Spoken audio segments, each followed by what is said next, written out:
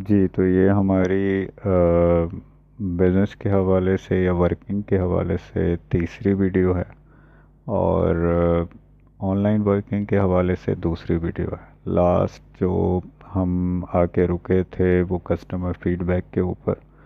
And जो inventory है वहाँ से हमने इसको अब स्टार्टअप लेना है कि इन्वेंट्री मैनेजमेंट के अंदर आपको क्या क्या सहूलियात मिल सकती हैं। कस्टमर आकर के आपका प्रोडक्ट लेके चला गया, अब आपको नहीं पता जो एक कस्टमर सेटिस्फेक्शन रिक्वायर होता है कि वो आपकी प्रोडक्ट से सेटिस्फाई है, आपका कस्टमर डीलिंग से सेटिस्फाई है, अ, उससे वो प्रोडक्ट अच्छी लगी नहीं लगी, प्रोडक्ट में क्या चेंजेस आनी चाहिए क्या चेंजेस नहीं आनी चाहिए, बहुत सारी चीज़ें, मतलब कस्टमर का बिहेवियर क्या है वो आप डीपली एनालाइज नहीं कर सकते। एंड आप बाज़ औक़ात बाज़ मीडियम जो हैं वो आपको यहाँ तक की सहूलत फ़राहम करते हैं कि कस्टमर आपके पास आया कहाँ से था, ट्रैकिंग उसके अंदर आपके पास आ जाती है। एंड कस्टमर फीडबैक भी आपके पास आता है। अ, और कस्टमर ने कितनी चीज़ें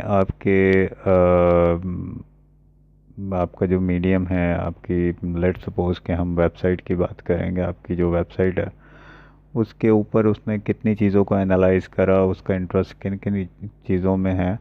तो अगर आप एक बेहतर मीडियम इस्तेमाल कर रहे हैं सेल्स का, तो आपके पास उसका पूरा डिटेल आपके पास आ जाता।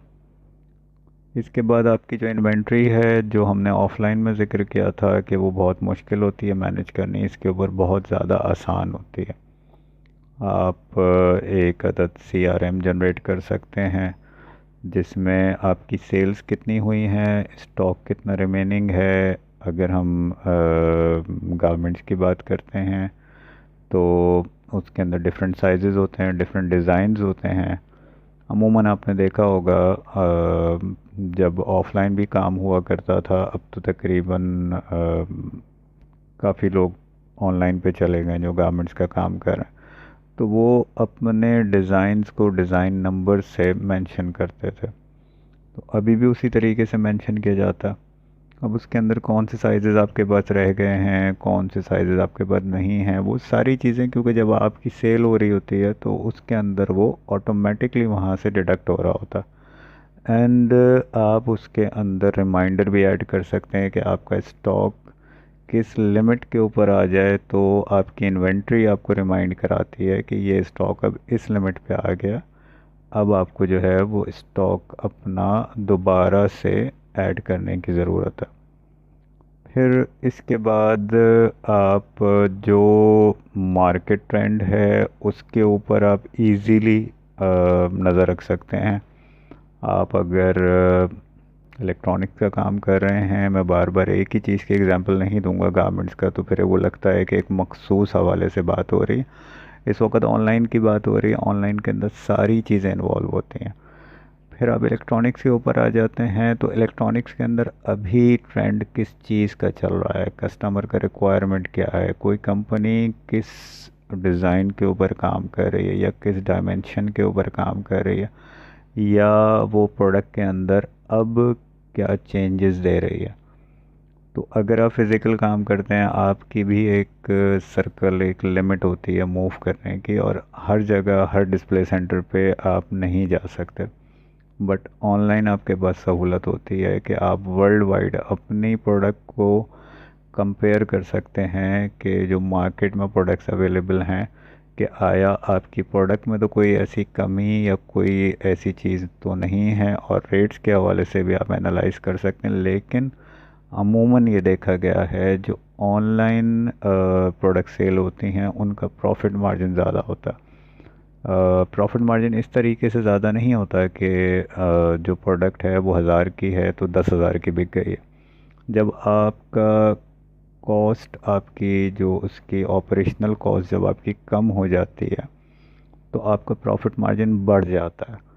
एंड अमूमन जो ऑनलाइन प्रोडक्ट्स बिक रही होती हैं उसमें ह्यूज डिस्काउंट्स लोग ऑफ़र कर रहे होते हैं। कोई 10% ऑफ़र कर रहा है, कोई 20% कर रहा है, कोई 30% ऑफ कर रहा है, बाज़ कंडीशंस के अंदर कोई 50%, लेकिन उसके अंदर कंडीशंस अप्लाई होती हैं कि आपने एक लिमिट रख दी जाती है, आप अगर इतने की शॉपिंग करेंगे तो इतना आपको डिस्काउंट मिलेगा, या इसके अंदर इतना आपको जो है कैशबैक मिलेगा। उसके ऊपर भी डिस्कस होगा, लेकिन ऑनलाइन का जैसे मैंने पहले कहा, ये टॉपिक बहुत ज़्यादा वसी है और ये वर्किंग बहुत ज़्यादा वसी है। एंड आप अगर अभी भी ऑफलाइन के ऊपर हैं तो मैं तकरीबन सब लोगों को मशवरा यही देता हूँ कि आप ऑनलाइन पे मूव करें। आप चाहे मुझसे सर्विसेज ना लें, किसी और से लें, या ख़ुद उस चीज़ को सीखें और अपने बिज़नेस या अपनी वर्किंग को ऑनलाइन के ऊपर लेके जाएं, ताकि आपको अंदाज़ा हो कि आप अब तक अपना कितना नुकसान कर चुके हैं। और ऐसा नहीं है कि अगर आप ऑनलाइन पे जाएंगे तो आपको जो आपका ऑफलाइन वर्किंग है वो बंद करना पड़ेगा, वो रखते हुए आप ऑनलाइन पे मूव करें। एंड अगर आपका कोई फ़िज़िकल स्टॉक है तो वही जगह आपके लिए स्टॉक मेंटेन करने के लिए काम आ सकती है, प्रोडक्ट डिस्पैच करने के लिए काम आ सकती है, कस्टमर जो क्लेम्स करते हैं उसके लिए काम आ सकती है। एंड कस्टमर को एक कॉन्फिडेंस भी आपका एक बिल्डअप हो सकता है कि ऐसा नहीं है ये सिर्फ़ एक हवाई दुनिया में है और सिर्फ़ इनका एक ऑनलाइन ही है। आप उनको कह सकते हैं कि फ़िज़िकली हम यहाँ पर मौजूद हैं, जिस तरह से लोग काम कर रहे हैं। इसके बाद आप अगर मार्केटिंग की बात करें तो बहुत ही ज़्यादा कॉस्ट इफ़ेक्टिव मार्केटिंग होती है इसकी, ऑनलाइन वर्किंग की या ऑनलाइन बिज़नेस की। बहुत ही ज़्यादा एक्सपेंसिव एड्स होते हैं जो टीवी के ऊपर चलते हैं या जो न्यूज़पेपर्स के ऊपर चलते हैं, एंड उसमें आपको पता नहीं होता कि अगर आप सपोज़ करें कि आपने किसी न्यूज़पेपर में ऐड दिया तो आपको नहीं पता होगा, आप सिर्फ उस न्यूज़पेपर का सर्कुलेशन चेकआउट कर सकते हैं कि ये कितना प्रिंट होता है, ये 1 लाख प्रिंट होता है, 10 लाख प्रिंट होता है, लेकिन ये आया 1 लाख पूरा बिक जाता है। और 1 लाख बिकने के बाद जो शख्स परचेज़ कर रहा है वो सिर्फ हेडिंग्स के अलावा आपके ऐड तक पहुंच भी रहा है या नहीं पहुंच रहा है। या अगर आप टीवी के ऊपर ऐड अपना कोई प्लेस करते हैं एंड उसके अंदर आपको नहीं पता होता जिस वक्त आपका ऐड चल रहा है उसको कितने लोग देख रहे हैं। लेकिन ऑनलाइन के अंदर जितने लोग आपको आपका ऐड देखते हैं, या अगर पेड सर्विसेज आप ले रहे हैं किसी भी मार्केटिंग कंपनी की, बहुत सारी मौजूद हैं, बहुत सारी अवेलेबल हैं। अभी अगर अगर आपसे यूट्यूब के ऊपर आप मेरी वीडियो देख रहे हैं तो यूट्यूब भी ये सर्विस दे रहा है, आप यूट्यूब से भी परचेज़ कर सकते हैं। तो वो आपको इस हद तक सहूलत प्रोवाइड करती हैं ऑनलाइन कंपनीज़, जहाँ से आप अगर एड्स परचेज़ करते हैं कि जितने भी लोग उस पर क्लिक करते हैं देन आपकी अमाउंट उसमें से डिडक्ट होती है। उसमें ऐसा नहीं होता कि उन्होंने जस्ट ऐड लगा दिया, व्यूज़ के ऊपर आपकी अमाउंट जो है वो डिपेंड करती है। फिर उसके बाद इसके अंदर ऑटोमेशंस की पॉसिबिलिटीज़ हैं कि आपका जो बिज़नेस है आप उसको ऑटोमेटेड कर सकते हैं। टोटल आपने प्रोडक्ट अपनी ऐड कर दी है अपनी वेबसाइट के ऊपर।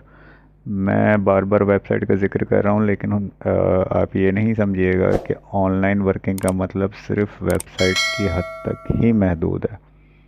जब आप ऑनलाइन पे जाते हैं फिर आप ऑनलाइन की मार्केटिंग की तरफ जाते हैं तो मीडियम बहुत सारे आ जाते हैं जिनके ऊपर आप वर्किंग करते हैं। लेकिन अगर हम उसको ऑटोमेशंस की बात करें तो फॉर एग्ज़ाम्पल आपने अपनी वेबसाइट के ऊपर एक ऑर्डर नाउ का सेक्शन बना दिया, कस्टमर वहाँ पर सारी चीज़ें अपनी आपको प्रोवाइड करता है, अपनी फाइनेंशियल डिटेल्स भी प्रोवाइड करता है। अ, वहीं से जो जिस बैंक के थ्रू आप काम कर रहे हैं, जिस बैंक में आप चाहते हैं कि आपकी पेमेंट क्रेडिट हो, बैंक आपको अपना मर्चेंट अकाउंट का लिंक देता है जो आपके अपने अकाउंट से रिलेट होता है। एंड देन जब कस्टमर वहाँ परचेज़ करेगा, अपनी फाइनेंशियल डिटेल आपके पास पंच करेगा, एंड आप लेट सपोज वो परचेजिंग करता है रात के 2 बजे, एंड आपका वहाँ पर डिलीवरी जो टाइम है वो वहाँ पे मेंशन है 4 to 5 वर्किंग डेज़। आप जब नेक्स्ट मॉर्निंग उठते हैं, अपना ईमेल चेक करते हैं, आपके पास ऑर्डर प्लेस हुआ होता है, पेमेंट आपके अकाउंट में आई होती है, आपने मॉर्निंग में सिर्फ उसका ऑर्डर डिस्पैच करना होता है। तो ये 9 मैंने आपको चीज़ें ऐसी बताई जो बेनिफिट आपको देती हैं ऑनलाइन वर्किंग या ऑनलाइन बिजनेस का। इन 9 चीज़ों में हमने ऑनलाइन के बेनिफिट जो हैं वो कवर अप कर लिए हैं। अब आगे हम इंशाल्लाह ऑनलाइन के ऊपर मज़ीद कंटिन्यू करेंगे। आप अगर समझते हैं कि हमें मज़ीद किसी चीज़ के ऊपर या किसी पॉइंट के ऊपर, जितने भी पॉइंट्स हमने पिछले वीडियोस के अंदर बताए, चाहे वो ऑफ़लाइन के हवाले से है या ऑनलाइन के हवाले से है, उसके ऊपर हमें वीडियो बनानी चाहिए तो हमें कमेंट्स के अंदर लाजमन बताइएगा। आपका जो फीडबैक है वो हमें हमारी वीडियो को इम्प्रूव करने में बहुत ही मददगार साबित होगा। एंड जैसे मैंने आपको बताया कि जब आप वर्किंग करते हैं, कोई भी वर्किंग करते हैं, उसमें फीडबैक जो है वो बहुत ज़्यादा ज़रूरी होता है। तो हमें बिल्कुल बताइएगा, या मज़ीद अगर आप कुछ जानना चाहते हैं किसी हवाले से तो हमें कमेंट्स के अंदर बताइएगा, या स्क्रीन के ऊपर हमारा व्हाट्सएप नंबर आ रहा होगा, उस पर भी आप हमसे रब्ता कर सकते हैं। फिर नेक्स्ट वीडियो में इंशाल्लाह हम मज़ीद ऑनलाइन की चीज़ें जो हैं उन्हें डिस्कस करेंगे।